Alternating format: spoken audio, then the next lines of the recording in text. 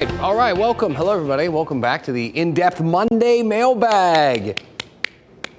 Just me?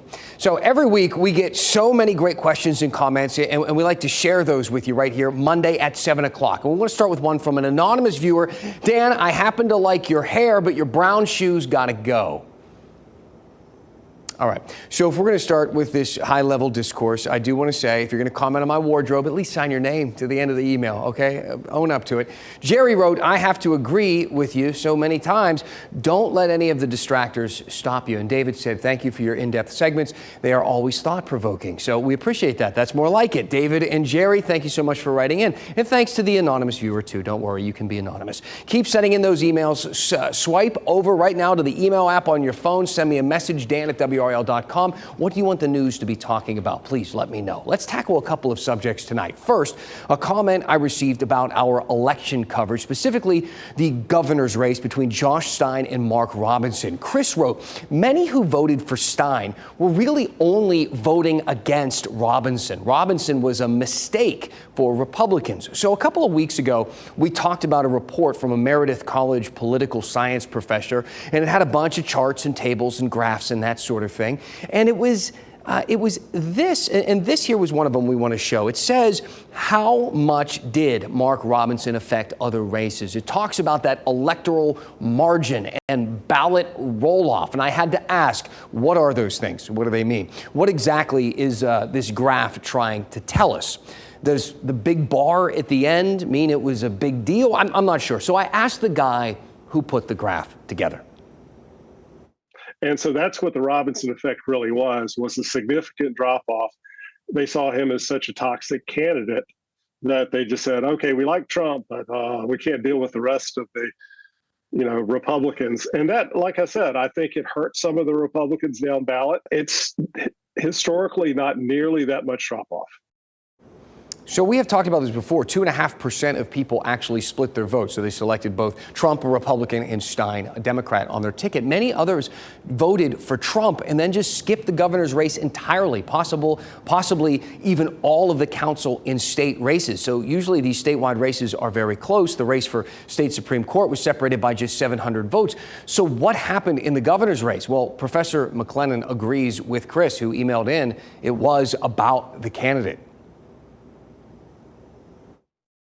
When you get to double digits in North Carolina, particularly in the last 20 years, that is truly a landslide. So he was a generationally bad candidate. And I think the voters saw that in him, and he was punished for it. I don't think the next time we have a governor's race, even if Josh Stein were running for re-election, we're going to see margins anywhere approaching that. A generationally bad candidate. Yikes. All right, this next one was bound to hit the inbox at some point. I'm actually surprised it took until last night for someone to actually ask about it. Linda wrote in and said, there has been so much conversation in the media about drones over the New Jersey and New York area. What do you think is going on? So for those of you who've been living under a rock or somewhere else where you can't see the sky, this drone thing is everywhere. The FBI reports more than 5,000 people have contacted them because of drone sightings. In the Northeast, it was enough to shut down an airport runway. This is serious business. Governors from Virginia to Massachusetts say that they've been talking to federal authorities, and now people in North Carolina say they are seeing these drones as well. So here's what a handful of leaders on both sides of the aisle have had to say about this. Take a listen. But listen, the public has a right to know what all these drones are. How can we, the United States of America, have this going on and we're told just look the other way? Ignore it. It's no big deal. We have no evidence at this time that the reported drone sightings pose a national security or a public safety threat. There's probably people looking for them with other drones, with planes, with helicopters. So the night sky in New Jersey is crazy. Okay, yeah, it is crazy. And it's also tough to know, who do you believe and how much percentage of belief do you put into each of these people? All right, how about we ask Twitter's self-proclaimed UFO analyst? In every single case where we have the details, and in many cases where we do not, we managed to identify what was being looked at. In every case, it wasn't a large drone. Okay, so is he right? I mean, everybody's got a theory. Linda asked me for mine. Do I think the military might be testing some type of drone technology? Well, sure, they might. Do I think people might have spotted them doing what they're doing? Yeah, sure, possibly. Do I think the military would lie to us? Yeah, probably, if they had to, if they felt they had to. Do I think it's pretty easy to mistake commercial airliners or helicopters or other people's little drones for something more mysterious? Yeah, that could probably happen too.